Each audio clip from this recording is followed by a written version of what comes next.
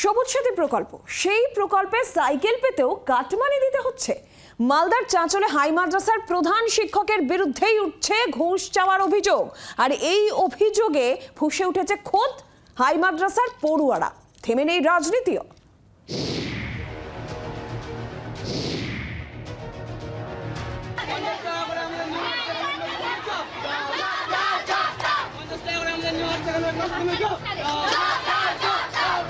মুখ্যমন্ত্রীর সাথের প্রকল্প সবুজ সাথী, সেই প্রকল্পে সাইকেল পেতে দিতে হচ্ছে কাটমানি, এমনই অভিযোগ উঠল মালদার চাঁচলের হাই মাদ্রাসা কর্তৃপক্ষের বিরুদ্ধে।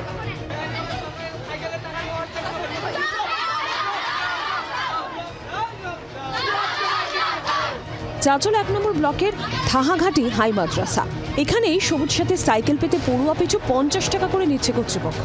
অভিযোগের তীর খোদ প্রধান শিক্ষকের দিকে।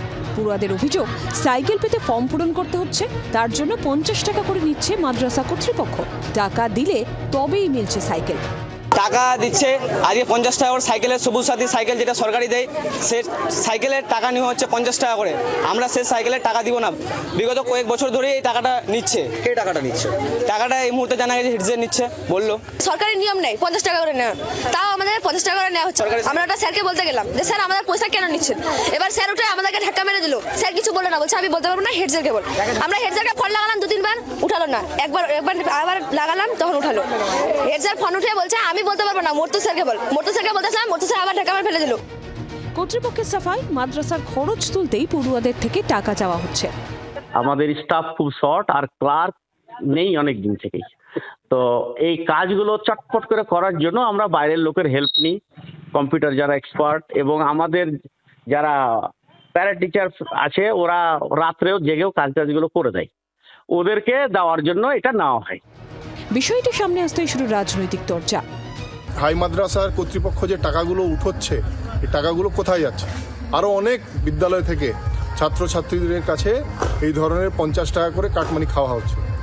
এই সরকার হচ্ছে কাটমানি সরকার, এরা ছাত্রছাত্রীকেও ছাড়ছে না। এই দলকেও ছোট করার জন্য, শিক্ষার মাস্টারমশাইকে বদনাম করার জন্য কেউ হয়তো চক্রান্ত করছেন।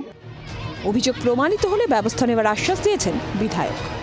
যদি এই ধরনের কেউ ঘটনা ঘটে থাকে তাতে আইনগত যা ব্যবস্থা নেওয়ার আমরা নেব। সরকারি প্রকল্পের সুবিধা দিতে কেন পড়ুয়াদের কাছে হাত পাতবে শিক্ষাঙ্গন? প্রশ্ন কিন্তু থেকেই যাচ্ছে। রণজয় সিংহের রিপোর্ট, জি 24 ঘন্টা। বাংলার আওয়াজ, বাঙালির আবেগ, জি 24 ঘন্টা।